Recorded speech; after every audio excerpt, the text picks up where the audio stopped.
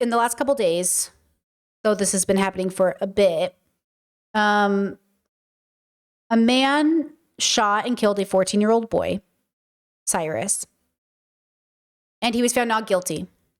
And it's obviously very upsetting to everybody involved. If you're new to the story, I'm just going to throw us into a bunch of videos that I found about in the last few days, basically, of everything happening. Let's just go through it. Let's examine it, as we always do, philosophically. And then let's, of course, recenter all of our movements, all of our hopes and dreams on the safety of children, because no 14-year-old boy who's done especially nothing wrong should have to die at the hands of an adult, but no child should have to die at the hands of an adult, even if nothing.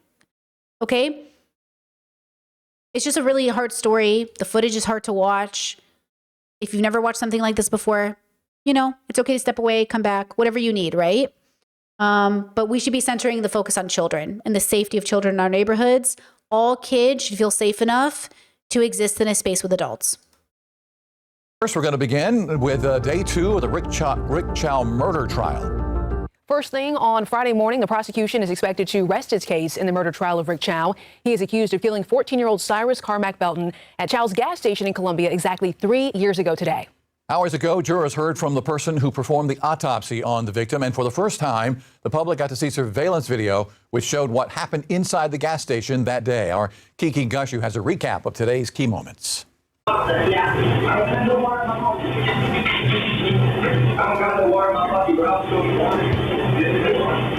For the first time, jurors and the public got to see what took place inside the Shell gas station on Park Lane Road in the minutes before Cyrus Carmack Belton was killed in May of 2023. The video So he's here in the red hoodie. shows Belton taking water bottles out of a cooler, then immediately putting them back in, as prosecutors have said he did all along. He can be heard being confronted by Rick Chow's wife and son about the water bottles and denying he took them. He's then pursued out of the store by Rick Chow and his son.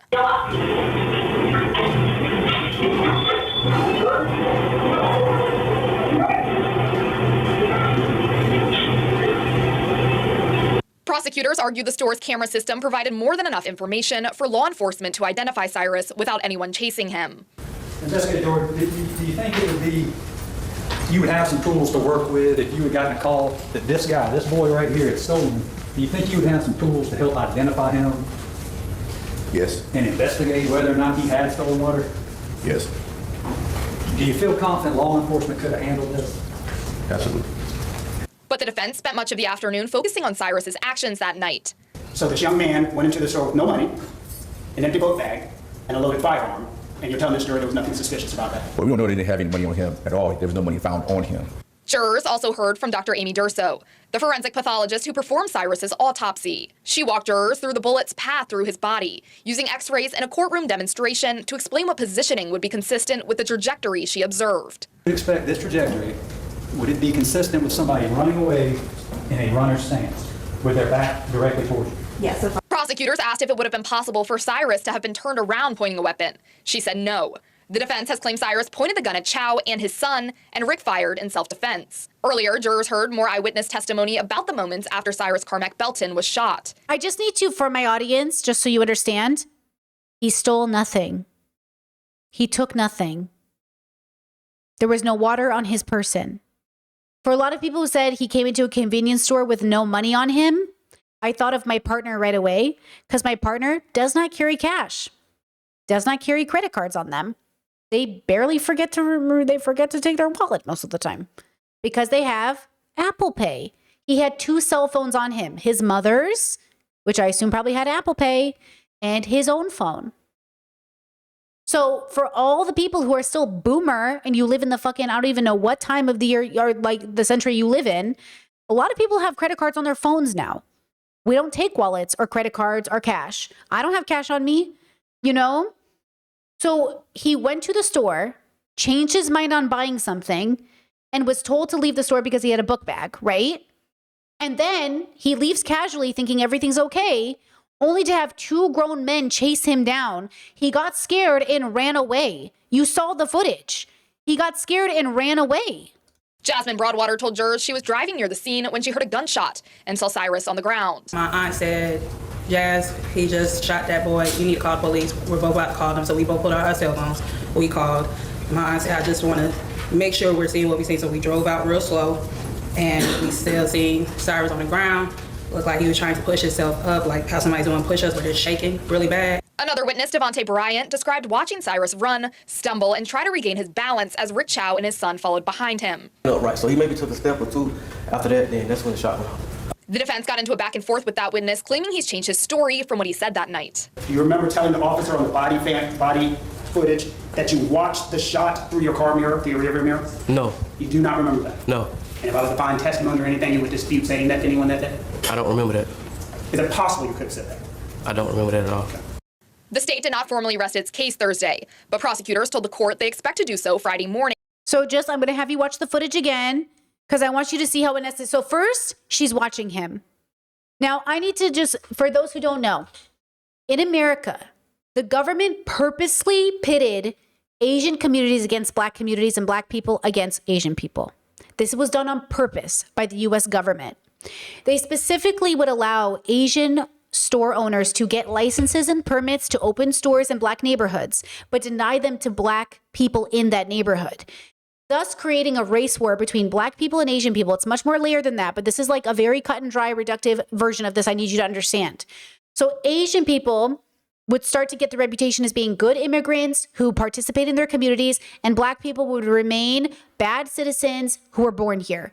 Then Black people in their own neighborhoods who wanted to have some capital were denied that capital, not only because of Tulsa race riots or anything else, but because they literally would give it to people outside of the neighborhood to move in and end up creating businesses. So then Asian owners would profile Black citizens in their own neighborhoods. And then Black people in their own neighborhoods would resent the Asian owners. And then it would create a conflict between the two groups created by the US government.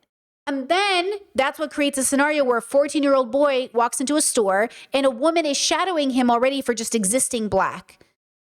And then a father and son hunt down this 14-year-old boy and murder him in cold blood in the name of whatever they want to create.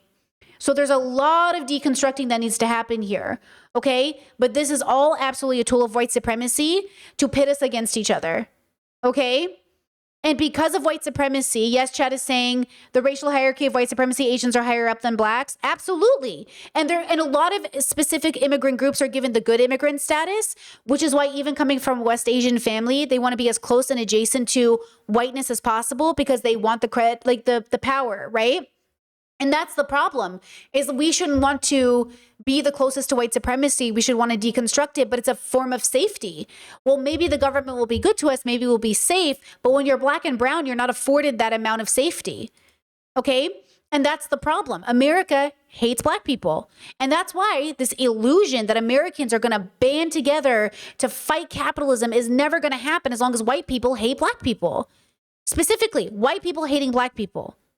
White people hating Black people, not Black people hating white people, white people hating Black people, because they will not give up any amount of power or status, and they won't deconstruct their own biases against. So that's why a lot of people are saying this kid deserved it. He was acting funny. He stole water. That's why when Anita died the other day, people were saying, fuck around, find out. She deserves it. And then even the Black people, allegedly Black people, because I don't know, said in my comment section, well, as a Black person, I think she deserved to die. Okay, first of all, crazy statement. And also, aren't you just now appealing to white supremacist power in order to remain safe the way everybody else is? Right? Just says, how do you know it was because he was Black and not because he was a kid? I'll assume this is a good faith question. When we reference Kimberly Crenshaw, creator of intersectionality, she would say the intersection of discrimination exists both for teenage boys and Black boys. So when you are both a teenager and a Black person, the intersection of being a Black teenager amplifies the statistical probability of being discriminated against. Because though white teenagers are discriminated against and are assumed to be stealing from stores, I've worked at stores, when you are Black and a teenager, you are assumed to be stealing at a X amount more difference, okay? So again, yes, and Yes, and Discord said not only that, but the media exported from the United States frames of black people a specific way. So a lot of the times immigrants are already suspicious because of that. Absolutely. They export. Absolutely. The media is making people around the world. That's why. And anti-blackness is a global phenomenon. Do not forget that. Okay. So watch the footage again.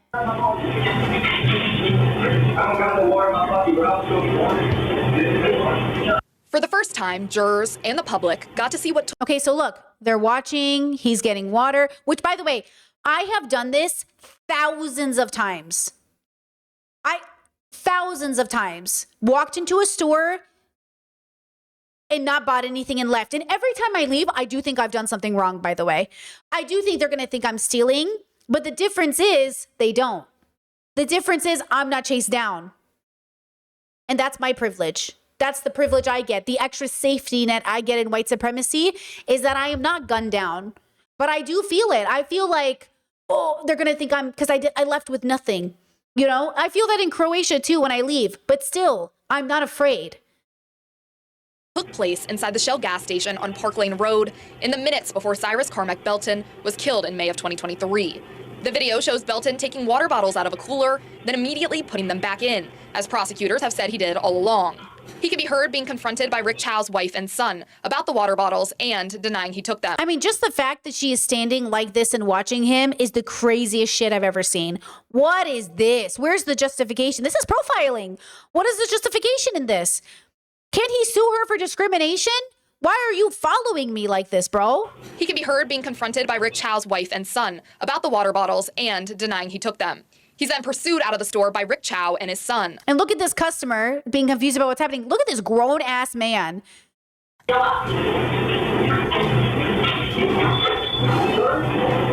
how casually Cyrus leaves.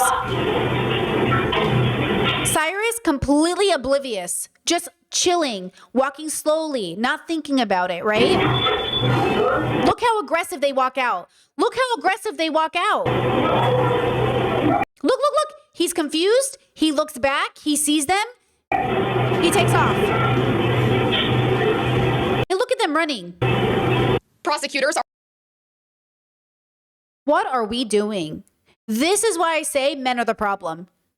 Patriarchy has conditioned you to think violence is the only form of justice when nothing has been done to you. This child did nothing to you. And your only thought in your head is to chase down a child. And by the way, just a reminder, he gets shot in the back. They shoot a child in the back because he was scared that two grown-ups were running after him and he didn't know why. In tonight's broadcast with a follow-up to last night's not guilty verdict of Rick Chow, a day after he was acquitted of murdering 14-year-old Cyrus Carmack Belton. We saw reaction, or we're getting reaction, from the community. Our crews saw protesters gathered outside Chow's former gas station off of Park Lane Road in Columbia. Richland deputies also at the store now at this hour. They have been there since shortly after the verdict was announced last night. News 19's Whitney Sullivan speaking with criminal defense attorney John Mobley tonight. He was asked, where does he believe things possibly broke down for the prosecution in presenting his case? From opening statements, one of the vast contrasts that I saw between the prosecution and the defense, where I believe the prosecutors dropped the ball, is they didn't really do much to humanize the victim in the case. And I remember listening to both opening statements. And while the solicitor did mention he was 14 years old, that was kind of it. Had I been prosecuting that case, I would have talked about not only his age, where he went to school, what he liked to do for fun, what video games he liked. I would want to bring him to life so the jurors could have some image of this young man, this life in their mind, and they just didn't do that. Something I would have done differently if I was a prosecutor, and I don't think that they really leaned into the fact that this team was hunted. They talked about him being chased out of the store about a bottle of water. That was kind of their big theme. They kind of hung everything on that, all about a bottle of water. This team was hunted. Mm-hmm. I mean, 130 yards. And I remember when, in opening statements, when they talked about that, one thing I thought was great was he described that it was that 130 yards would be the equivalent of a football field, goalpost to goalpost. Had I given that opening statement, I would have had that picture up there. I would have had a visual picture of a football field from goalpost to goalpost so the jury could see how far they hunted. These two grown men hunted this 14-year-old. And I would have used that word. I wouldn't have said chase. I would have said hunted. That's how I would have really portrayed this. and which I think is accurate, quite frankly. Now, on the flip side, the defense, in their opening statement, they talked about the defendant's credentials and how he came to America and how he built his business and his family. They gave the jury all this information to humanize this person. So, I mean, big difference. I think that made a big difference in the jury's mind because they can identify with one side more than the other. Again, criminal defense attorney John Mobley with his opinion about what happened in this case. And new tonight, we're hearing from the Fifth Circuit solicitor Byron Gibson on the not guilty verdict. He did issue a statement late today saying that last night's verdict has brought on strong emotions from our local and national communities. He added that he's disappointed with last night's outcome and continues to believe that Chow's actions were not justifiable. However, he adds that he respects our criminal justice system and the jury's decision. Boo. Okay, listen. Devastating. Absolutely fucking devastating. Okay, look at this. Shooting. The jury didn't get to know that, but I'm going to make sure that you know. Oh, hold on. This was his third shooting. The jury didn't get to know that, but I'm going to make sure that you know about the 2 previous shootings before Rick Chow was found not guilty for taking the life of 14-year-old Cyrus Carmack Belton. 2015, a woman stole beer and peanuts. Chow says that she then threatened his life and then she got in a vehicle, so he shot at that vehicle 6 times. Now, thank goodness no one was hurt, but Chow was not charged. Investigators called it self-defense. The second time was in 2018. A man stole oven cleaner. Chow says that man then assaulted him, so he shot him twice. No charges. Self-defense. The man who stole the oven cleaner, though, he was charged in connection with that case. And then we get to 2023. That's when 14-year-old Cyrus went into a convenience store owned by Rick Chow. Chow said that he stole water. Surveillance video showed that he did not. Cyrus ran from that store, and he ran so hard during the 130-yard chase where Rick Chow was chasing him with a weapon and with his son. Cyrus, this child, ran so fast that he ran out of one of his shoes and his belongings fell out of his pocket, including a weapon, and then he was shot in the back as he was running away. Chow and his son said that Cyrus pointed that weapon at them and that's why Chow fired, but they're the only people who say that. The other witnesses say they never saw anything in Cyrus's hand. And according to the prosecution's experts, Cyrus was shot in the back while he was running away, so how would he have been pointing a weapon that was on the ground that had fallen out of his pocket as he ran for his life? Okay, now, here's the thing. So his father, Cyrus's father, did speak. Okay, we're going to play him now because Cyrus did have a gun on him, which there's a lot of conversations about children and weapons and violence in America. And I think we need to pay attention. So when Cyrus was running, he's taking off. He doesn't know what's happening. His first shoe falls off. He runs anyways. Okay? He doesn't care. His cell phone falls from his pocket. He's too scared to go back and pick it up. His second cell phone, his mother's cell phone, falls from his pocket. He's too afraid to pick it up. Finally, he trips and falls. The gun falls out of his pocket. He's trying to get up to run, picks up the gun, allegedly. That's when the 2 adults catch up to him. The dad or the son screams, he's got a gun, allegedly. I'll show you. Then the dad comes up behind him and just shoots Cyrus in the back. Okay? This is why people are so angry. Because how do you shoot a man in the back? Oh, I'm sorry. Oh, they almost got me. They almost got me.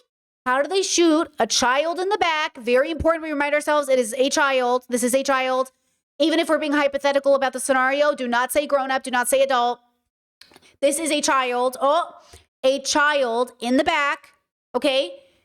Again, even though they saw the weapon, I want to know the gun laws in that state, and I want to know how common it is for children to carry weapons, because even though it's not good, it might be more cultural. Here's the father. Here's the father, okay? The anger is palpable tonight. You can feel it, you can touch it, because people saw a child that looked like their... Wait, is this the father or is this the attorney? Wait, I thought this was the father. Wait, this is the family attorney. Wait. Wait, did I pick up the wrong video? Okay, hold on. Let's watch this. Wait, this is the family attorney, Todd Rutherford, because I was like, that isn't... Wait, but I have videos of the family. Hold on. Okay, watch this. That did nothing wrong. A child that all the witnesses described had fear in his eyes when he left the store. And then he started to run and 2 grown men chased him down over a football field. I think, is this the father? We'll see. And shot him dead. This should not happen. This makes us feel as if our children don't matter, and they do. This makes us feel like Cyrus's life did not matter, and it did. What you see tonight is going to be the anger, and what we ask is that anger not turn into anything else but words, to go online, to talk about it, to discuss it, but not to act like what people in their evil minds think that we are. We are certainly better than that. Cyrus was better than that. His family is better than that. It's unfortunate that this was the jury's verdict. We have no choice but to accept it, but we don't disagree. But we don't agree. There is no way that a child who did nothing wrong, who is shot in his back, how that jury can justify that verdict. I've been practicing law for almost 30 years. I've never seen anything like this. I don't understand it. I'm at a loss to explain it to his father, Troy, standing beside me. Okay, this is I'm Troy. at a loss to explain it to his mother, who couldn't take it and had to leave. I'm at a loss to explain it to his family because I too don't understand it. You know, people forget how hard it is too for the parents to show up for these press conferences. Imagine the father can't even mourn. Look at him. Okay, so this is Troy the father, and this is Todd the lawyer. Imagine your son has just been murdered, and you still have to show up to do a press conference for the memory of your child. You don't even have time to mourn. This is so deeply evil of us as a society. This is what I'm saying. As a society, why are we allowing this to happen? Why are we putting parents in this position? Why are we putting children in this position? I've talked to the sheriff tonight. We all asked for calm. We all asked everybody make sure that we celebrate Cyrus's life, that we make sure that his legacy continues like his life did.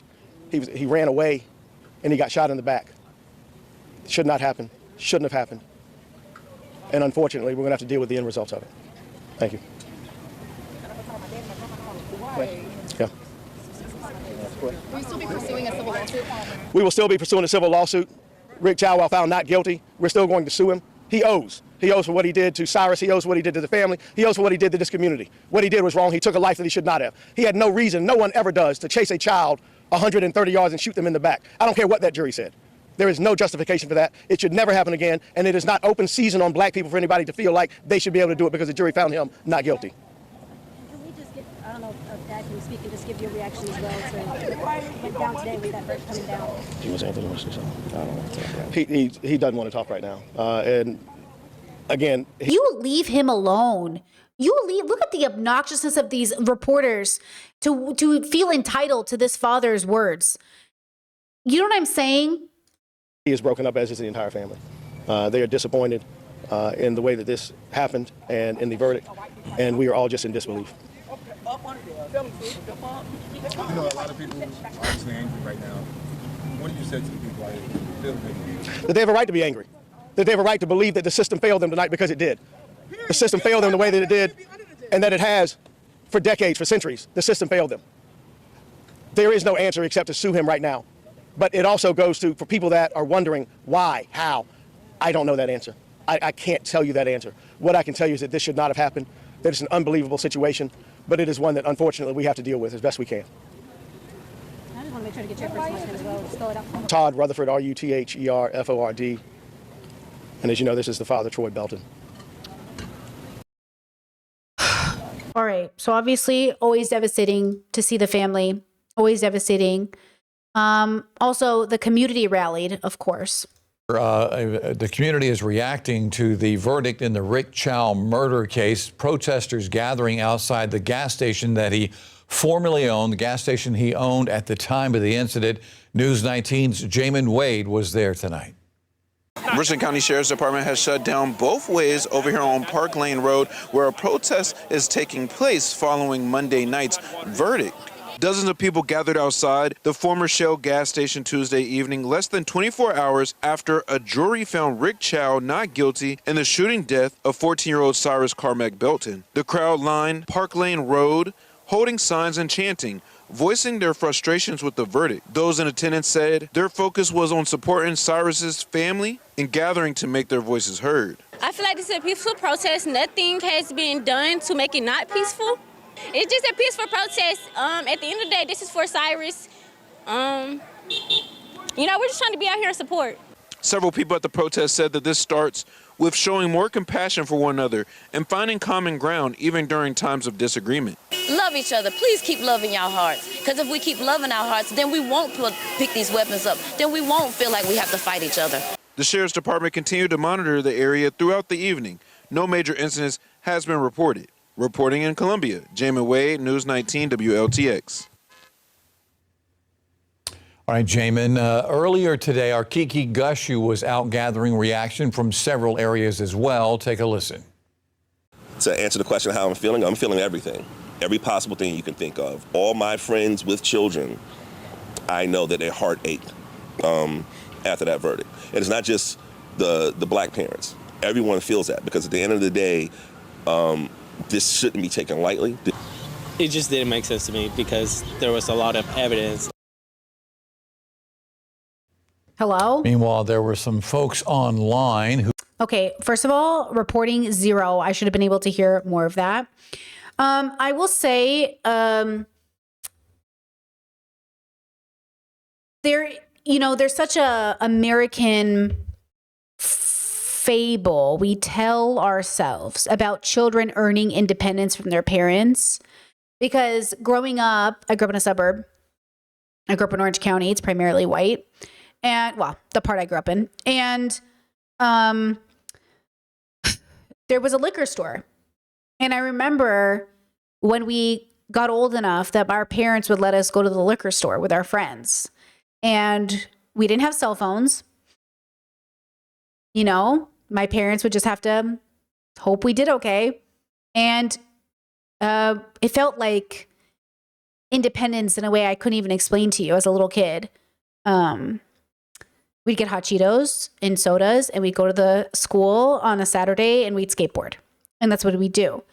And when I was a little kid, we sought out rebellion. We wanted to be cool. We wanted to sneak out. We wanted to go to the liquor store and then we wanted to go, get into trouble. And that is a privilege that a lot of white kids get to experience that a lot of black kids don't get to experience. And that's the problem, is that parents think, well, my kids were safe. Your kid must have done something wrong. That's just not how it works. And so I think as a child, when we say not all, black children in particular in the US don't get to experience childhood the same exact way, these are sort of the smaller but very important life and death examples. That if I really think I've never stolen anything from a liquor store, and neither did Cyrus for the record, but let's just say young Brittany had, I almost guarantee you it would have been like a story you would have seen on Full House or something. How many of those shows did we grow up watching where the kids steal something and the parents make them pay it back to the community by doing service, It's this fable, this romantic story we tell ourselves about how the law works in America, but it doesn't. It doesn't work that way for a lot of kids. And this is what white America is built on. This is why they blame people of color for their tragedies, because they say, you must have brought it on yourself, because I saw an episode of Full House and nobody died in that episode. I saw an episode of whatever, and that's kind of the part of this that's so devastating. And so that's why there's that phenomenon in black communities where you have to give your kids the talk. White families don't give their kids the talk. And that is not a world that a child deserves to grow up in. So the adults have to do better, especially the adults in power. And that's why we say there has to be this intersection of understanding that there are huge things at play. And again, I tried to explain to you the history of Asians and black communities being pitted up against each other. That is real. You need to recognize this and deconstruct it from your sense of being. If this Asian family had done the due diligence to deconstruct their anti-blackness, Cyrus would be alive. But because they decided to engage in stereotyping and profiling and didn't deconstruct their racism, a child died. This is why racism is bad, guys. It kills children. It literally kills children. So when people say what's the big deal about race? What is it? Racism kills children. And you can't sit there and say I'm pro-life, I care about children, unless it's black children, which I know black communities are sick of hearing. You guys have to deal with it every fucking day. But this is what I'm saying when I say racism is literally killing children. If you care about kids, you've got to deconstruct your anti-blackness, which has been fed to you since day one. I promise you, no matter where you are in the world, you've been fed anti-blackness, even in black communities, because that's how powerful white supremacy is. Next video. This could have been it. This is the prosecution. This is prosecution's closing arguments. I just want to, I'm going to just show you a bunch of TikToks now, not in any particular order.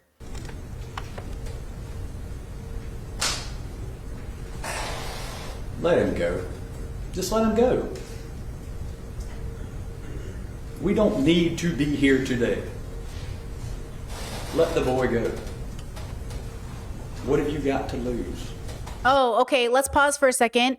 Chat says, Discord said I can't get my super chats to work, so I'll try over here. Thank you. You don't have the super chat. You're already a Discord member. I thought it was illegal to follow customers out of your stores even if they stole. So, state to state rules differ. Maybe in more progressive states like California, but I don't know the rules here in South Carolina. But it depends on where you live. That's why I say, you know, you really have a different experience based off where you live. When I worked grocery my whole life, well, not my whole life, but my 20s, I was in grocery. And yeah, you're not supposed to follow people out. I've watched people take full carts of food out the door. And to be honest with you, like, you know what I mean? I don't care. It's diapers and food. I don't care. Right? But like, yeah, you're not supposed to follow. You're not supposed to follow. So I don't know. Chat said I live in disgusting Florida and you cannot. Well, there you go. I don't know. I'm confused. I don't understand why they did what they did. I don't get it. And the fact that it wasn't his first time is so interesting. I don't know. That's a great question, though. Look at him. He's so scared. Oh, he's so scared, bro. Why not call 911?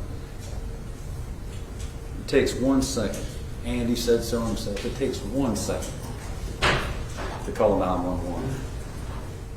He chose to chase down an 8th grader. The boy was so terrified that he ran out of his shoe and continued running. The boy was so terrified, he's losing clothing.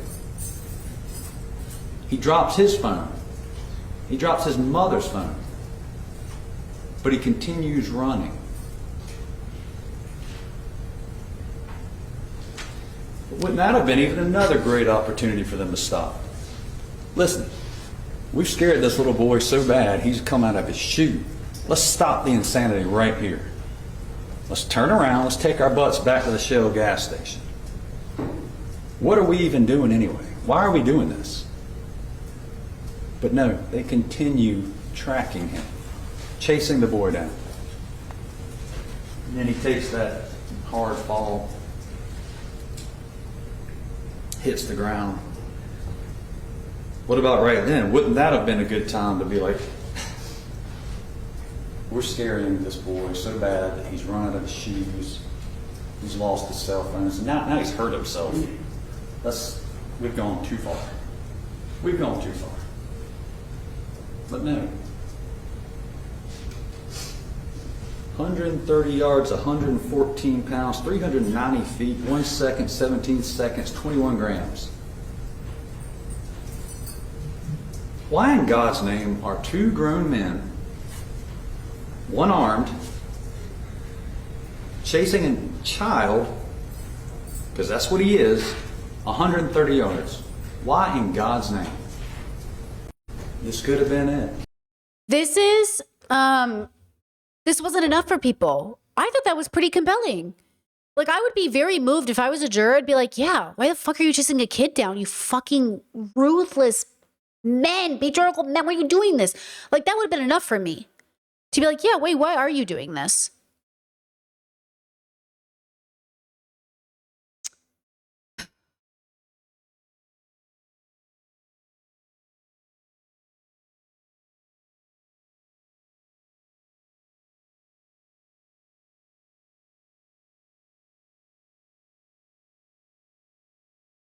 It's weird.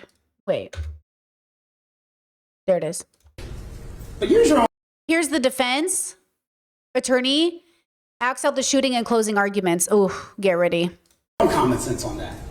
I asked him the direct question, looking back through your investigation, as you have gone through and looked at the full file and looked at everything now, do you find it weird, odd, suspicious that a young man would go into a gas station without any money, with an empty book bag, bullet in the chamber, and then was looking like he was taking stuff off of the counter. I don't find that suspicious. I find that answer suspicious.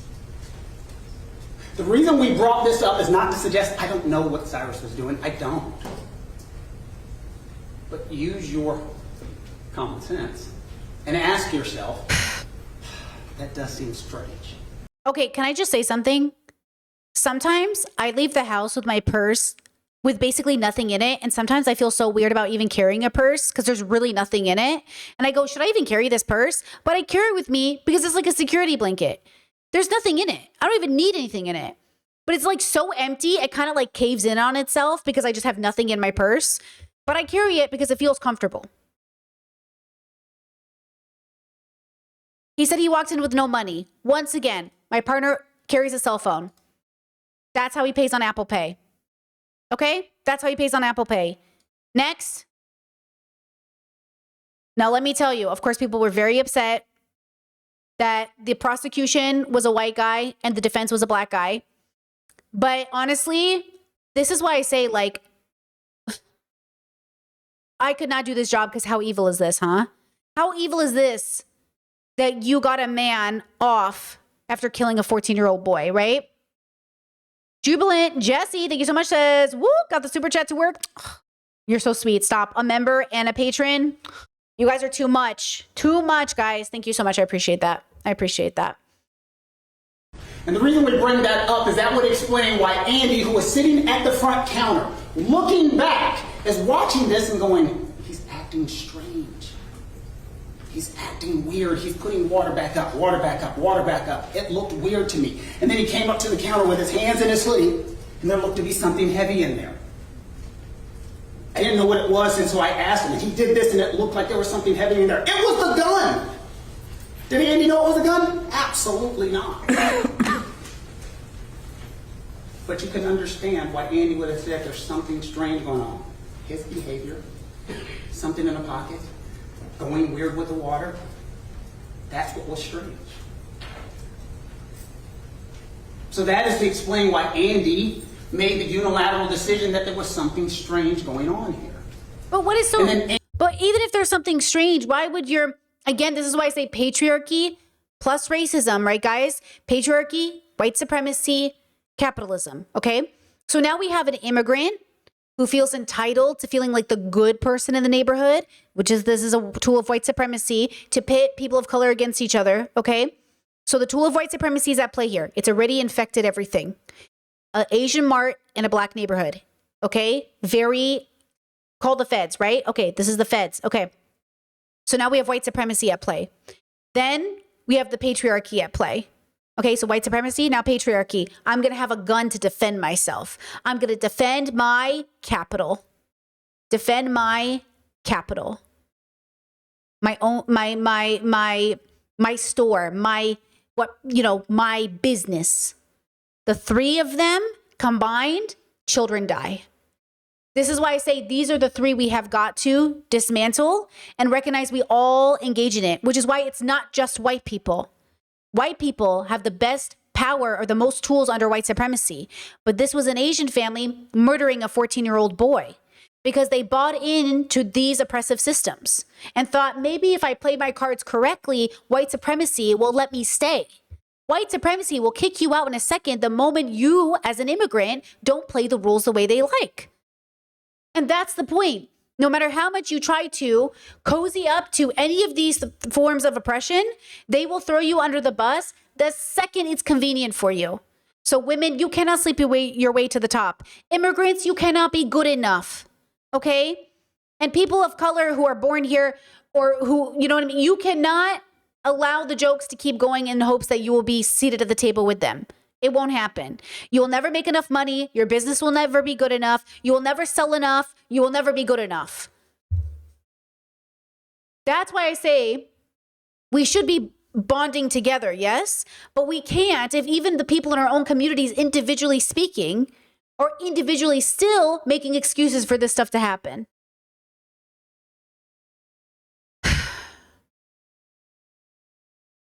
Andy made the decision to follow him out of the store. No, he made the decision to chase him out of the store. Chase him, run after him, whatever you want to call it, but he does this thing. His whole defense is, the strategy is, you notice he does that a lot? He shrugs his shoulder like, oh, it's sad, but what did you think was going to happen? That decision based upon a reasonable belief of what anybody would have thought something strange here.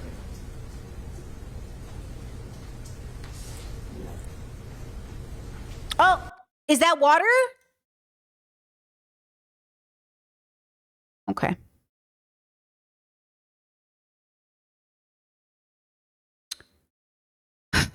That video has another 6 minutes. I don't know if you guys want to watch the closing arguments, but I also want to show you. I'm okay to go back to it, but I do want to show you the other context of this trial because I did think it was important. So let me bring it up for you. Give me a second. I want you to watch this video, this video, this video, this video, this video, this video, this video. When I catch up to him, I see something is in This his is the hand. sun. I'm not sure what it is yet. Uh-oh, wait, super chat. This is from Love Gigi. Thank you, Gigi. Says black attorney representing them is so manipulative and frustrating of those racist killers over water. Seriously hate this system. Same. And that's the thing, like same. Thank you so much for the super chat. In Discord even said this is sick and seeing the black man defend. This also makes me feel sick. And I think that's what's so horrible is like, man, and like that's what I'm trying to say, like, as much as we want to believe, like, and I don't just mean this about black people, so I don't want to come across this way. Women feel this too, like it really is your own. Like, who needs enemies when, Like, that's why I say, it really is all of us. We're all complicit. We all have to do better. This is devastating to watch an Asian family and a black family have to be pitted up against each other. What are we doing over here? Which is why I'm saying, please be serious when you ask marginalized people to put their feelings aside, to quote, fight capitalism alone. And I'm not trying to reduce Marxism, by the way. I'm not trying to reduce Karl Marx to this, but I'm trying to say, where's the intersectionality the man couldn't have even known? So I know I have a few Marxists in my chat who are like, Brittany's trying to be reductive about Marxism. You are blinded because you think everything is identity politics when identity is political. Stop acting like this isn't political. A child died because of the color of his skin and that alone. That is the only reason this child died. Identity is political. And if this child had looked different or been different, the circumstances would have been different. We have got to contend with this reality. Parents should know that their kids are going to be safe when they go to the store. And you're not going to allow that to happen. So here's the son of the store owner, okay? Here's his testimony. But as he starts to get up, I see that it's a gun, and he points it at me. So I immediately put my hands up. I start to back away from him quickly, and then I yell, "He has a gun!" And then I turn to my dad, who is coming up behind us, and wait, listen to that again. It's a gun, and he points it at me. Okay. So obviously he's lying. There's no way I believe this. There's no way I believe Cyrus got shot in the back and he also pointed the gun straight at you. Though it certainly would have been justified given the fact that you were chasing him. See, I love that when Cyrus is being chased by two grown men, he isn't allowed to self-defense. Why are you allowed to self-defense while you chase a child, but a child can't turn around and protect themselves in self-defense in this situation? Make it make fucking sense. So I immediately put my hands up. I start to back away from him quickly. And then I yell, "He has a gun!" And then I turn to my dad, who is coming up behind us, and I yell at him again, "He has a gun!" And I'm still backing up, and I watch my dad, and I watch him yell, "Drop it, drop it!" And he yells, "No!" And then pulls his gun and fires one shot. What? Is that true? And so, well, his dad fires one shot. As drop it, and he yells "No!" and then pulls his gun and fires one shot. Wait, Cyrus follows one shot? I'm gonna Google. And so, as after the shot, I turn and I look at him, and I see he takes 1 or 2 steps, drops his gun in front of him, and then ducks to the ground and stays on the ground. And so I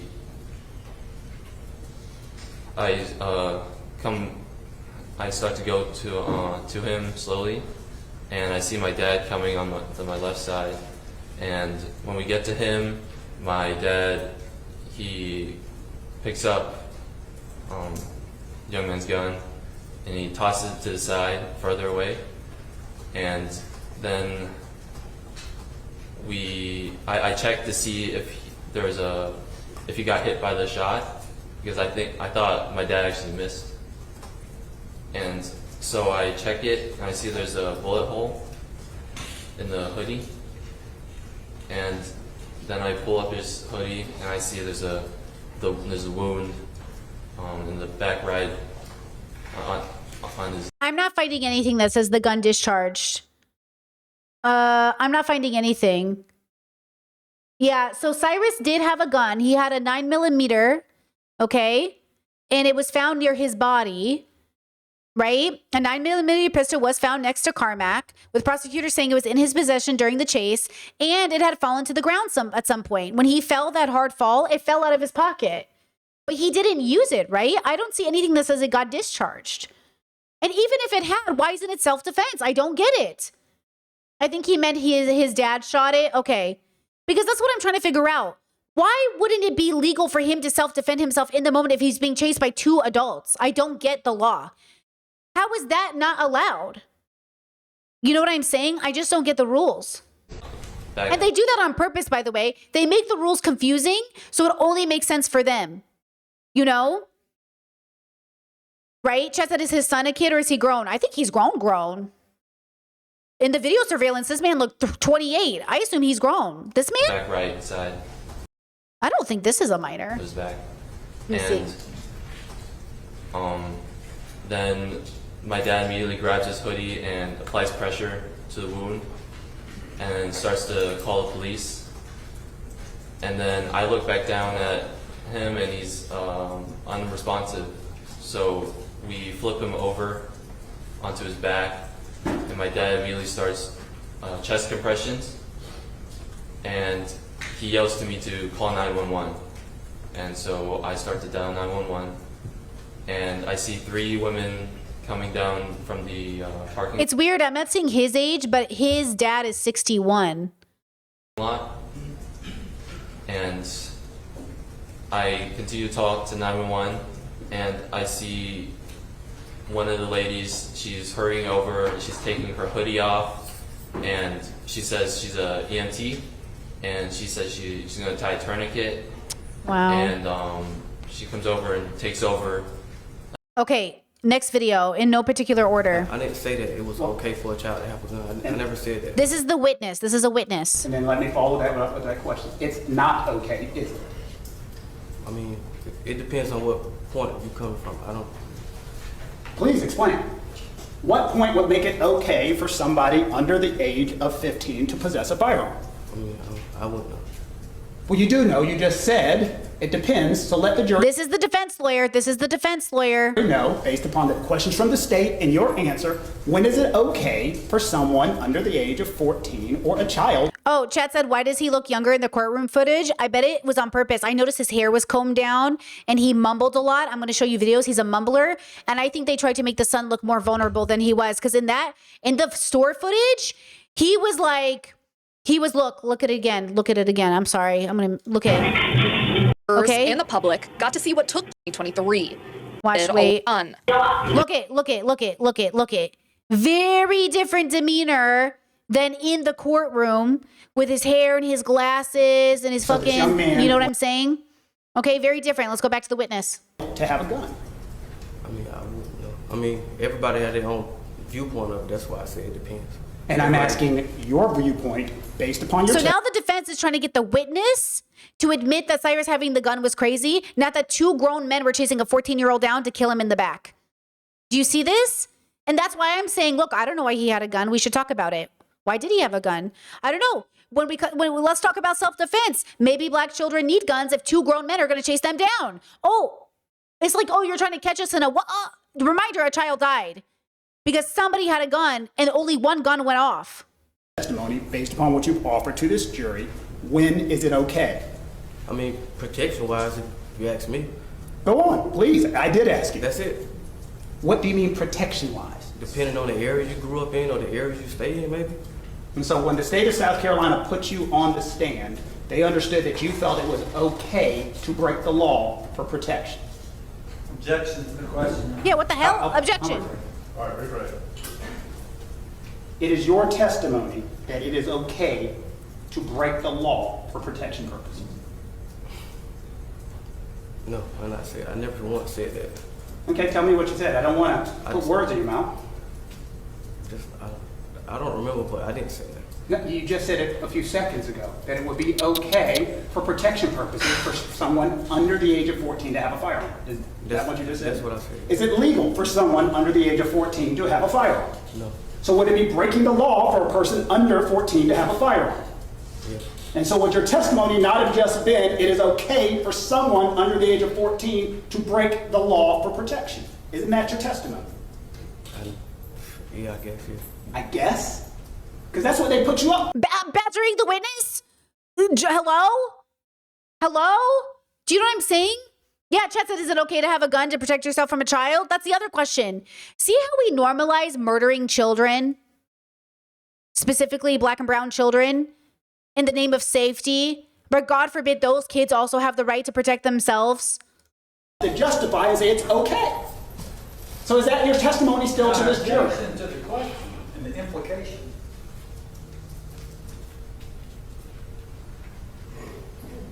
I'll allow it, but be careful. I know. Did you understand my question? No, sir. Well, let's move on just a little bit. We'll go back to that. Do you own a firearm? No. No. This attorney is not angry at the world. He's defending the murderers. This lawyer is the reason Cyrus was not sought justice. This is the defense lawyer, guys. This is the guy defending the murderers. No. This man is absolutely, he's using his voice as a tool to make the witnesses feel like less safe. And then that way, so he's the reason Cyrus did not get justice. Okay. So, he's the one. So don't sit here and say he's angry for the world. He is lining his pockets. Okay. He's making money defending murderers. That's what he's doing right now. Okay. So this is the defense lawyer. Okay. And I know we need good defense lawyers, but I really wish you would defend good people. Okay. That's what's so fucked up about the whole system. We need a good defense lawyer for innocent people. For good people, for people who the system is coming after, for even guilty people, hear me out, for even guilty people that the system is abusing. Because you can be a criminal and still you are entitled to a good lawyer. And a criminal can be the victim of a government. So don't get it twisted that being a criminal doesn't mean you don't get good defense. No. Sometimes the U.S. government specifically makes you a criminal so they can go after you, and then they convince the population that criminals don't deserve good lawyers or criminals don't deserve justice because look, they're criminals. So do not let white supremacy convince you that kidnapping black fathers off the street to make them criminals wasn't absolutely a 4D chess move they use to then in the future blame their own children for getting shot by other adults with guns. It is all connected. It is all a part of the plan. It is all a part of white supremacy's plan to convince you that these people who are criminals, dictated by who? The police, which were what? Originally KKK, organizations, to come in and criminalize the black community, to then criminalize their kids for generations. Okay, so do not get that twisted. That's why it's so hurtful to see a black lawyer sit here and use his skills, his talent, his everything to not get justice for a 14-year-old boy. How devastating. You don't have a firearm? No. Did you have a firearm that day? No. In your vehicle? No. You had a child yourself, if I'm not mistaken? 3. And I think one of them would be 14 years old right now. Yeah. You would not want him to have a firearm? No. You would instruct him not to have a firearm? No. You would not want him to have a firearm for protection or status or anything? This is really fucked up questioning. No. No, you would think it would be wrong. Correct? Yeah. Correct? Yeah. It would be dangerous. Yeah. And you would not want your child in the community carrying a firearm. No. I didn't say that. It was. Okay, next. This is the investigator. So no one knew about the slain boy's gun, that's Cyrus, until after he was shot, which is important. Because the idea that, oh, he had a gun, what does that matter if you didn't know he had a gun? You never knew he had a gun because he never used it against you. You chased him for no reason. Do you know what I'm saying? So you pretending like, oh, he had a gun and that matters. What does that even matter? What does that have to do with anything?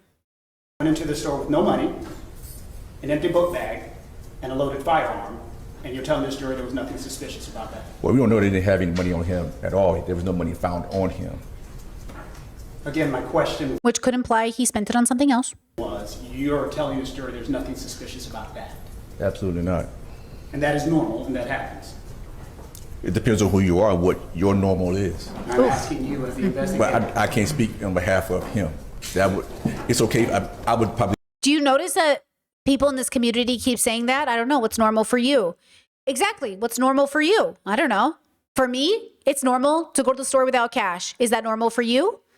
For my partner, it's normal to go to the store with just a cell phone and Apple Pay. What's normal for you? You're assuming something about Cyrus that could be someone's normal. Do the same thing. I don't think there's anything wrong with that. You would go into a business with an empty book bag, a loaded firearm, with a bullet in the chamber, with no money in your pocket? No, you asked me about the money. Okay, I guess what happened is, officer, if you'll allow me to ask my question, I promise you I'll give you opportunity to answer. If you simply allow me to finish the question, I'll give you as much time as you want. Is that a fair statement? Fair. So as I was saying, what you said to this jury right now is you probably would have done the same thing. And my question was, as in going into a business with an empty book bag and a firearm, pick water in and out of a cooler with no finances or no money on you to pay for it. That's something that you would have done, is what your testimony was? To that question, no. Okay. And it's your testimony that that behavior that I just described was nothing that caused you any concern whatsoever? And watching the videos and rewatching them? Well, that was determined or found out after the fact, as far as the book bag being empty and him having a firearm. Well, officer, when we talk about investigation, one of the things we talked about is we investigate the entire thing, the totality of the circumstances.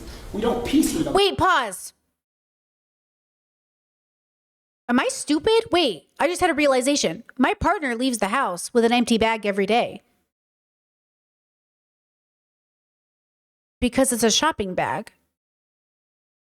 To put stuff in it if I buy something. I leave the house with an empty bag when I leave the house. We always carry an empty bag on us. Wait, am I stupid? Wait, you know what I'm saying?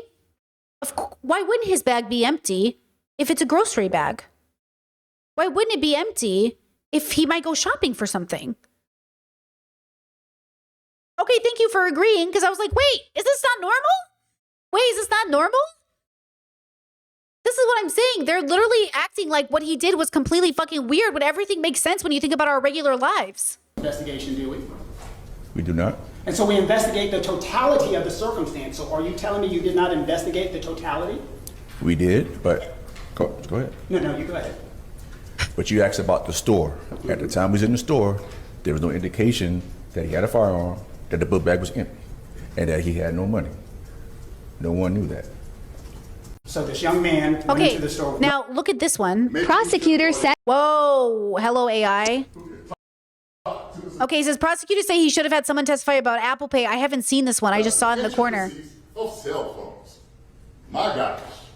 Maybe they could tell you that if you hit the right click button on an app. What? So maybe we should have had an expert to talk about apps on phones and the fact that in 2026, even back in 2023, you did not have to have cash in order to buy. What is this? Prosecutors say he should have had someone testify. Is this after the fact? Is this during the trial? You can pay on. Yeah, we should have had somebody come in and explain technology to these fucking boomers. When y'all left. Okay, let's watch the son again speak. Okay, here we go. The Shell station. Was he trying to get away from you two? I'm not sure why he ran. Did he ever stop and ask to shake your... I'm not sure why he ran? You're not sure why he ran? Let's remind you.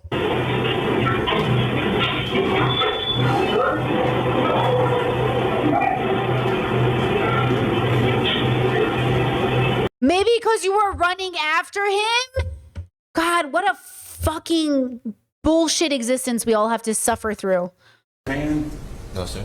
Did he ever run towards you? No, sir. Okay. He was running away from you, right, Andy?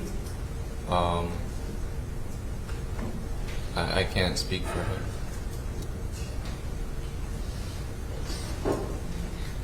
Was he running towards you? No, sir. Was he running away from you? It's not a hard question. I guess not to me, yes, sir. He was trying to get away from where you were, correct? Could be. It could be. Yo. You and your dad are yelling at him and running after him. I did not. Outside of the store, I did not yell at him. You yelled at him in the store. Well, I called out to him, hey. And your dad yelled to him when he got out of the store. And my dad called out hey to him, yes. And he ran away from you. Okay, yes, sir. I'm asking you. This is your chance to answer my questions. And they're not hard, are they? He ran away from you and Guys, if you need breaks, take breaks. This is the most aggravating video. This video pissed everybody off universally. If you need to take a break, come back. This is very frustrating. This is obviously he's trying to get away with it. He's obviously fucking lying. He's not transparent. He's fucking interesting demeanor, sir. Interesting demeanor. All of a sudden you have the video that he did all along. He took them. Very different demeanor than He's this then demeanor pursued here. out of the store by Rick Chow and his son. Wow, very different demeanor. Look at him going, oh, look it. He's then pursued out of the store by Rick Chow and his son. Okay, did the dad reaches down to grab something? Is he grabbing the He's then gun? pursued out of the or does he put something down? Store by Rick Chow and his son. But why? Who told him to go chase this kid down? Look how fast. Two grown men. Look at this child who just realizes, oh my God, I'm being chased. And then he has the audacity to show up in this trial and be like, I don't know. your father, did he not? He did run away from me. Okay. Thank you. Okay. At any point did he turn and engage with you? You understand that word? He did not. Okay. At any point did he stop and turn towards your dad and pull out a gun in the store? Towards my dad, no, sir. Did he do that to you in the store? No, sir. Did he do that when y'all chased him into Spring Tree? Did he turn around before y'all left the parking lot and point a gun at you? No, sir. But you continued to chase him though, didn't you? And you actually called up to him, you called up to him twice, is what you said in your statement, roadside, right? Yes, sir.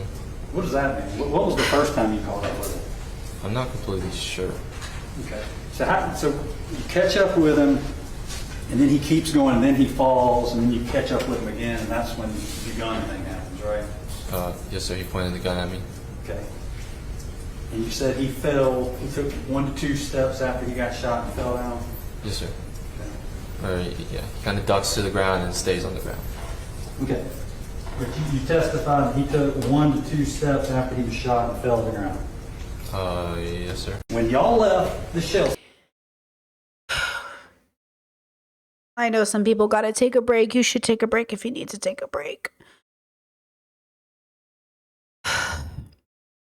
The state of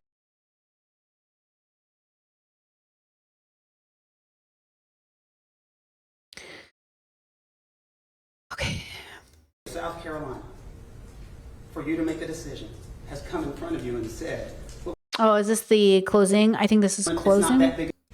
Yeah, we've already saw that. We, the jury, unanimously find the defendant, Chi Rick Chow, as to the charge of murder, not guilty.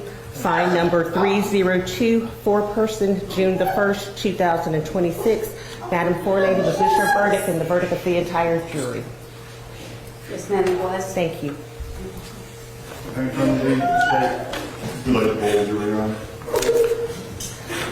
Madam Forelady and ladies and gentlemen of the jury, I'm going to ask you 2 questions. Jury seated, Your Honor. Madam Forelady, I understand you've reached the verdict. Yes, Your Honor, we have. Can you please hand it to the bailiff there?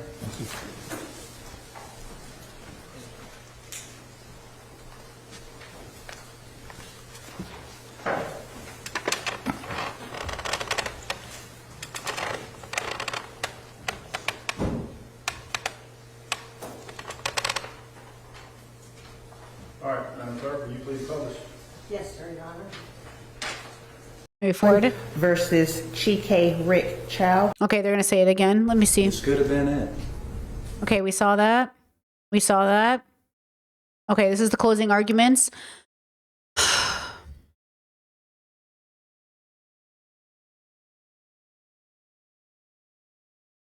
I will be recentering my content to do what we've been doing, but we have to keep kids at the focus. We have to keep the most vulnerable at the focus. We have to be the adults in the room because children are dying while we figure our shit out. Children will always be the most vulnerable group of people globally. They're being married off to grown-ups. They're being kidnapped to be put in armies. They're being brainwashed by your governments. They're being targeted by their own family members, okay? Targeted by their own neighbors. We need to rally for children always and forever. Not because that's going to save the universe, but it might save a child. 1 child, 10 children, 1 million children. Adults, time and time again, take advantage of children and feel entitled to it. It's very common for adults to feel entitled to children's bodies, their labor. I mean, how many people have children just so they can labor for the family? I really feel, and I don't mean to project onto these people, but I really feel they felt justified in killing this child because they decided from the moment he entered their store that he was unworthy. Look at this. The mother is watching him. The video shows Belton taking water bottles out of a cooler. Then she's literally watching a child. I promise you, even if that child, and I know they say, oh, you don't own a store, you don't know. Listen to me when I say, because I have worked grocery, you will not see me turn in a child, which is why I tell you time and time again, anytime as a store person, when I worked in grocery and I saw kids stealing, I would just look at them and be like, and walk away. Because who am I to call the police on children? Who am I? If adults can't be trusted to handle children who walk out of line or do something somewhat immoral, I can't turn the kids into you. This kid didn't even steal and he got killed. God forbid a child actually stole something. What are you going to do to that kid? And I'm saying that's the point. Who am I to turn a child in to authorities that will abuse them? You think this is justice? Look at the way they profiled him the moment he walked into their store. They decided. And this is a tool of white supremacy to divide our communities, to pit us up against each other, and even more than that, to have you look at a child like they're already guilty for simply existing in the body they were born into. And so again, we must center children in everything that we do, not protecting children through our own ego or religion or oppression, whatever, meaning like oppressive beliefs. We need to protect children because we bring them into this world against their consent. So we should consider what that means to raise a child in this world. And we should, as the community, give children opportunities to learn from their mistakes and to exist safely in their bodies. This child did nothing wrong. Not one thing was done wrong by this child. This child is innocent. And because this child was innocent and simply existing, people decided he was guilty. I'm devastated for his family. Just devastated for his parents. You know? I'm devastated, you know?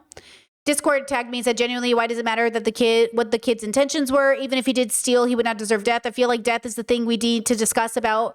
I feel like death is the thing we need to discuss, not about whether or not what the kid was doing. Well, I'll give you an example. I lived in Seattle.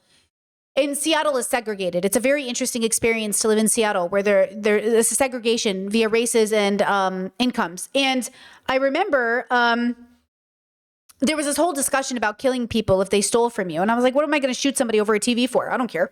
It was after Michael Brown happened.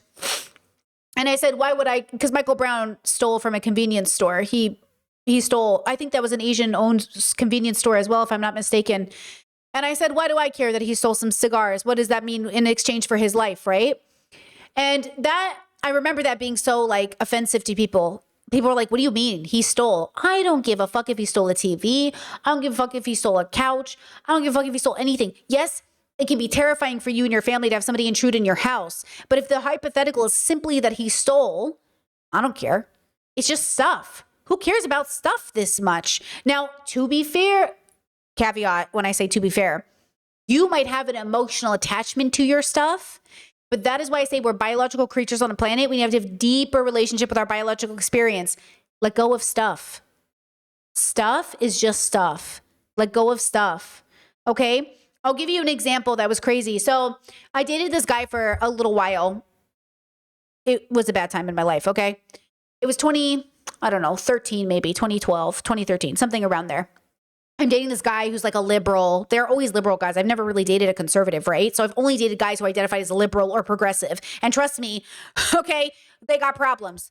So I'm dating this liberal and came from a very poor background. We connected on a lot of struggle stuff, thought it was like, whatever, okay? It was honestly, in hindsight, obviously horrible.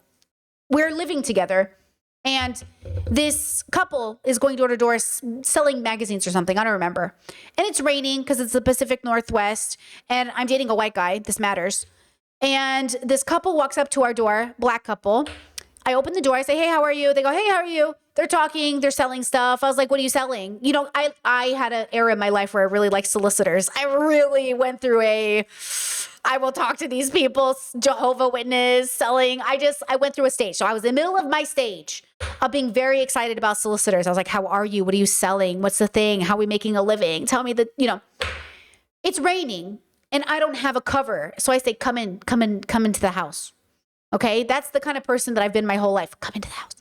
So I invite them into the front of the house, which does show the family room, the kitchen, and then the staircase. And I say, come into the house. So they come in. And we're sitting in the doorway, we're chatting. We're just like, small talk, whatever. I'm from California, sharing stuff, talking about what they're selling. I was like, I'm not going to buy anything from you, but you can step out of the rain while we talk about it. I said, do you want some water or some Pepsi? This is literally, I went through a stage of my life where I was just like super extroverted. And like anytime someone came into my vicinity, I was like, can I feed you? Okay. I was in an era of my life. I still think it was one of my best eras. Okay. And the guy I'm dating at the time sees us and goes, hey, what's going on? I was like, oh, they're like, and I'm filling him in. I'm like, oh, this is what's happening. We're talking. So the couple leaves and he sits me down and he goes, why would you let people in our house? And I said, well, it was raining. And he was like, I don't want strangers in the house. What if they were scoping the house to rob it? And I was like, okay, first of all, we live in a very nice neighborhood. So maybe, but also they were just solicitors and it was raining. And he was like, but what if they were, I was like, listen, I didn't grow up in a low trust neighborhood like you did. I grew up in a high trust neighborhood. You can invite people into your houses. Jehovah Witness, Mormon, solicitors. Most of the time, my mom was very open the door and talk to people. So I didn't grow up in that kind of neighborhood where you didn't just trust people. And he was like, I don't even want our garbage. Like one time he bought a TV and he didn't want the box in the driveway because he didn't want people to know we had a TV. Okay, girl, a lot of people have TVs. I just feel like I don't have this paranoia. To be fair, I maybe could have more under patriarchy, but he was with a wife too. I don't know. I was feeling good vibes from them. I went off the vibes. So I was feeling good vibes. Okay. And I brought them into the house and look, nothing happened. Okay. Again, they never came back. They ended up being good people. I was right. So I stand by this story because I was correct. Okay. And it was a great experience. It was a great community moment. I love that memory of them and us, not him. He was trash. Great memory. Lovely story. I reminisce about it in my head all the time about man, I used to be so extroverted. I used to be so social. I used to be so small talky and great with people. And it was a great feeling to say that I trust my community enough because that is my community, And so again, I learned when you date liberal men, you have to make sure they're deconstructing as much as possible because I don't want to have I guarantee you it was because they were black. I do. Do you know why I know? Get ready. This guy was the kind of guy who would literally couch surf on people's couches he didn't know. But because they were part of the couch surfing app, they could be trusted. I was like, okay, but I can't bring a couple into my house when I feel like I trust them. You can sleep at people's houses that you don't even know, but I can invite my neighborhood neighbors into my foyer? Like, no. Okay? Absolutely not. And it felt like that. It felt like, oh, so you trust, okay, got it. Well, I'm going to make this judgment. I trust them. And so they can come in. And look, again, it was a great experience. And so I say, like, even if you're liberal, even if you say you're progressive, even if you even if you hate this guy was the kind of guy who hated Republicans. He hated Republicans. Well, what good was it when you also seem to hate black people? Which, by the way, obviously, okay, that's what I would consider a racism. I'd be like, you're doing a racism. Because I think you are suspicious because they're black. Because like we live like in a segregated place. And so you don't think there are black people in this neighborhood, even though we do have black neighbors, because it was we were renting in this like wealthy-ish neighborhood that eventually got more expensive. But we were renting a house that was owned by this like legendary gay guy in the community who was renting out the house for like no monies, but he was also an asshole, very patriarchal. Okay. So again, I think this all connects to Cyrus dying, because if you are not deconstructing your anti-blackness, which you've been fed, you will simply see a child who happens to be black and you will follow him in a store. Even if they were suspicious, could you be any more obvious? Do you know what I'm saying? You didn't even have the dignity to wait behind the counter. You had to follow him in the store. Imagine your childhood experience as adults following you and always looking at you like you're suspicious. Like, just think about that experience and how terrifying that must have been. How absolutely terrifying that must have been. And then the way people justify it.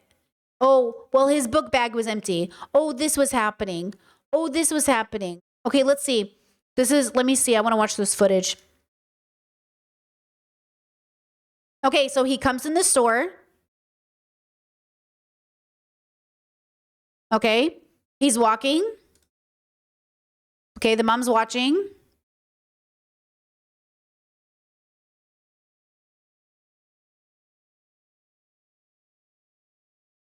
Yes, chat says anti-blackness is really easy for immigrants to, anti-blackness is a quick way to buy in. Absolutely. I see it in West Asian communities. Oh, I just realized the sound's not on. In West Asian communities, that is very true. Because I listen to the way my elders talk about people. Absolutely true.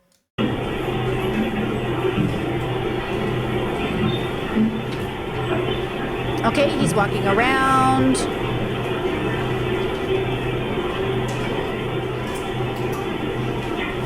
Okay, so the mom goes over to watch.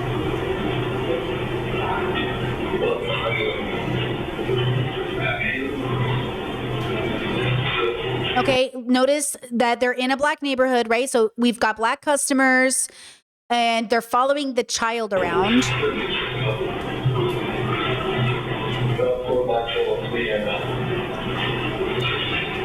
And what's worse is we don't know if this is Cyrus's, like, maybe it's his first time out. Maybe he's experiencing life for the first time. And by the way, when I make content like this, there will be people in my comments like, why are you saying all these things about him? Why are you projecting all that onto him? You mean good faith? An assumption that he's innocent because he hasn't done anything? Why are you assuming all these good things about them? They said that to me about the Anita story. Why are you assuming all these good things about Anita? I don't know, because she didn't fucking do anything? Why are you assuming only bad things about people? I'm sorry that I assume good things about people, unless they're doing bad things. But what did Cyrus do that made you elicit anything negative about him? It doesn't make sense.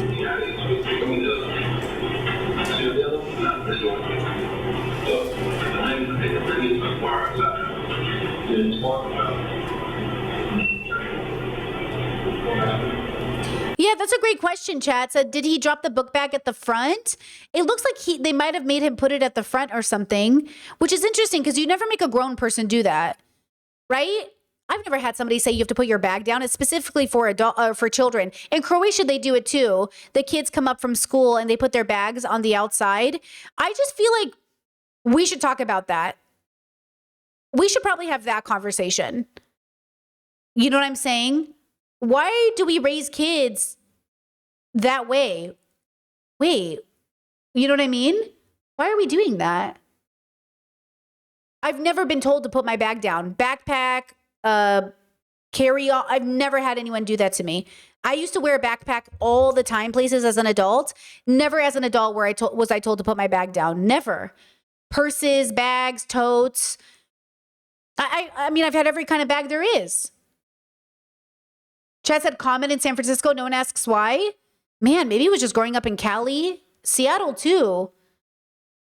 Yeah, I never did that. I never had to. I did grow up in very high trust communities though, like super high trust. Like, and that's the thing about growing up in a high trust community is it kind of requires you to believe that your neighbors aren't going to fuck you over. Like, I can't tell you how many times I could trust a neighbor to be like, hey, can you watch my car with the keys in the ignition? Or hey, can you watch my kids really fast? I'll be right back. Okay. I don't know you, but okay. So that takes effort from the community to build that, but also remember that it's going to be impacted by the government. The government comes in and tries to make communities feel unsafe, right? So this is very layered. This is definitely layered, you know?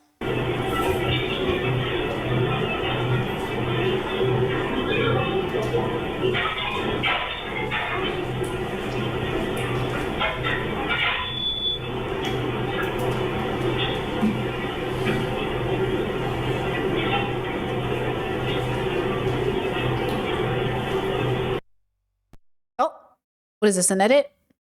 Why they edit it? Oh my God, it's all black. Look, it's black, black, black. And then boom.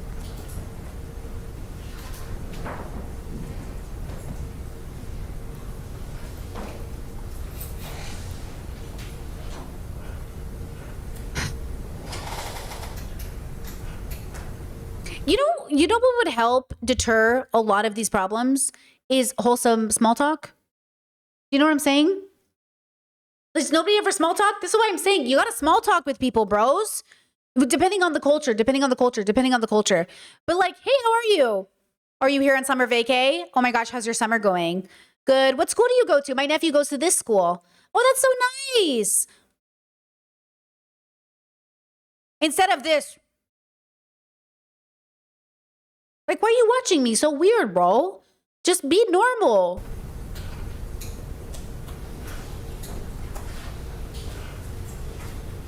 But you got to do it genuinely. If you're actually trying to like, where do you go? Do you go to school? Do you live around here? Are you from here? Okay, you can't be like that. Yo, take a deep breath. You can't do that. Okay? It has to be genuine. So you can say like, hey, come by anytime. We'd love to have you as a regular. Do you know what I'm saying? Hey, I hope you come by again. Oh, Cyrus? I love that name, Cyrus. You know, I know so-and-so's name, Cyrus. Do you know what I'm saying? That's how you build continued customers, regulars. Oh, do I know your dad? You know what I'm saying? I'm sorry that I grew up in a neighborhood where people kind of know each other's names. You know what I mean? I'm just saying, may the world grow up in a place where you can send your kid to the store because everybody knows your kid and everybody loves your kid and watches out for them.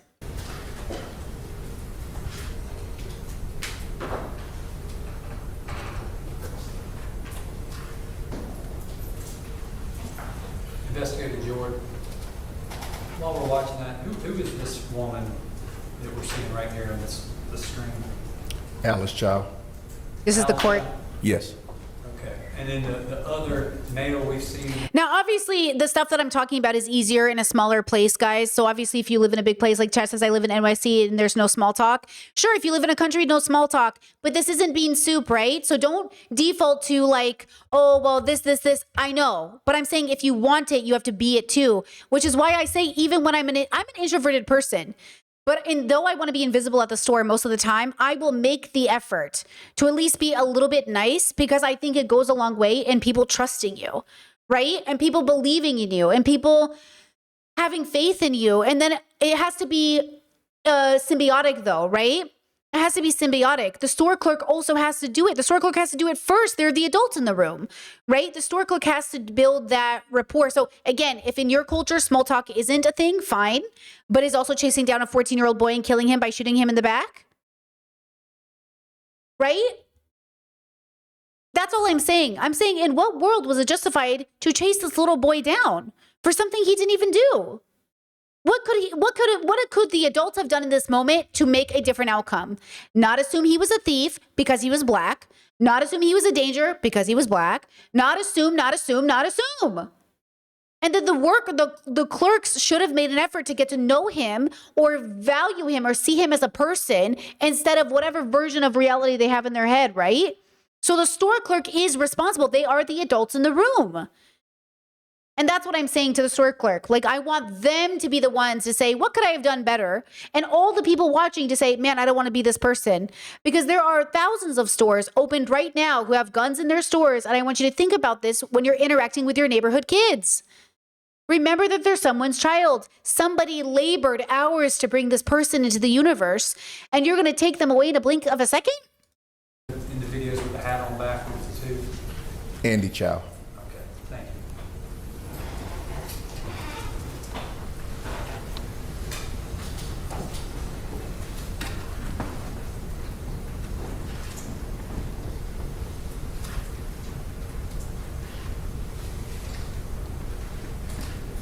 Who is that individual In the plaid shirt, in the plaid shirt?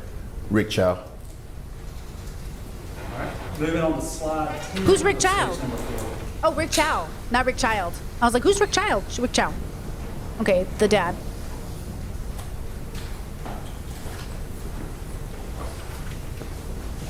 Ooh, this is a long video, girls. Okay, so he's over here. I'm just gonna forward a little bit. I'm running out of spoons. Okay, so she's stacking. We saw this angle before, I think. This is a different angle. Okay, here's this, here's this.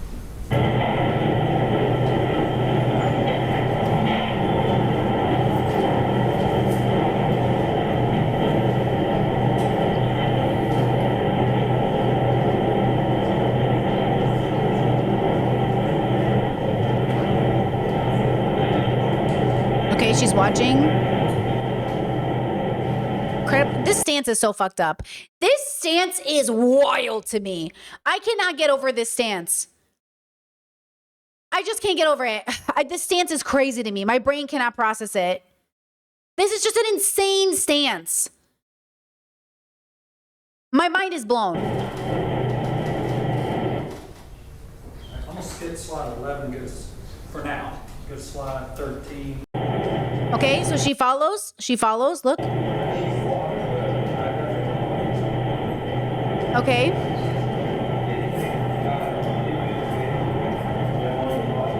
Yes. Oh my God, chat. Chat. You said for clarity, I mean most public spaces are hostile to children and black and brown children even more. How can we even teach them to be in public if they aren't allowed? This is why I keep saying, please listen to me. This is why I keep saying, if I hear one more goddamn self-proclaimed progressive talk about how much they hate kids, I'm gonna fucking, you need to signal safety to children.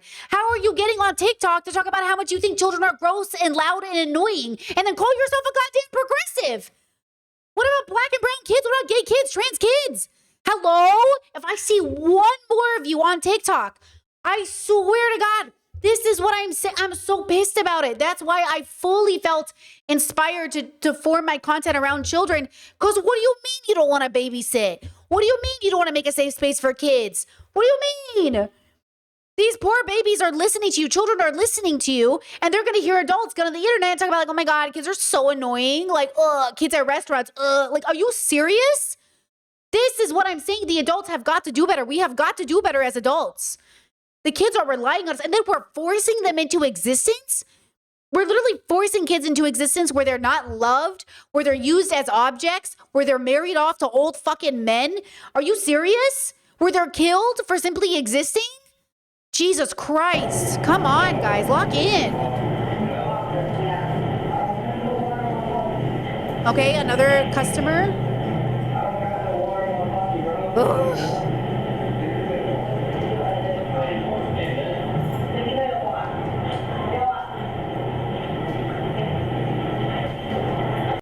Okay, I'm gonna forward it to Cyrus. Okay, wait. Okay, so this lady comes in and Cyrus is at the front. What's happening here? Okay, oh, this man comes in. This is the man that we saw on camera earlier who kind of looked surprised. Okay, this man comes in. He goes straight here. She talks to him. What is she saying? Oh, she's checking if he stole anything, and he's saying no, right? Because he looks like he's emptying his pockets. And so he takes his bag. Here's his bag, girls. It's on top of the ice cream. Somebody pointed that out in chat. Here's his backpack. Okay, and he leaves. And then, boom, the dads start moving with the son. Here's the mom. She's looking at them. Okay, dad comes around the corner, puts his water bottle down, it looks like. Yeah, puts a water bottle down, and they go after him. What the fuck for? He just emptied his pockets in front of you.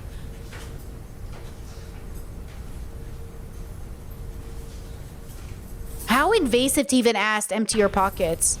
And then boom, a child, okay? A literal child.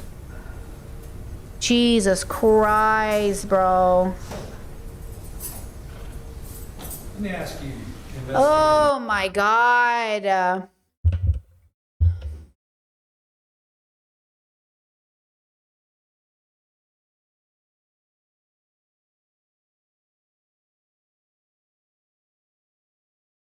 Adults got to do better. We've got to do better. It's on us. This is on adults. We've got to do better than this. Rest in peace to Cyrus. I'm so sorry for his family. I'm so sorry for his friends. Oh, somebody just lost their best friend.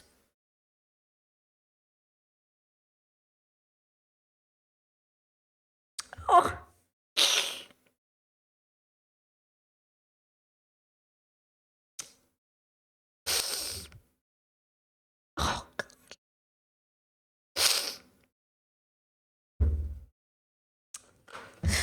Oh, that's so sad.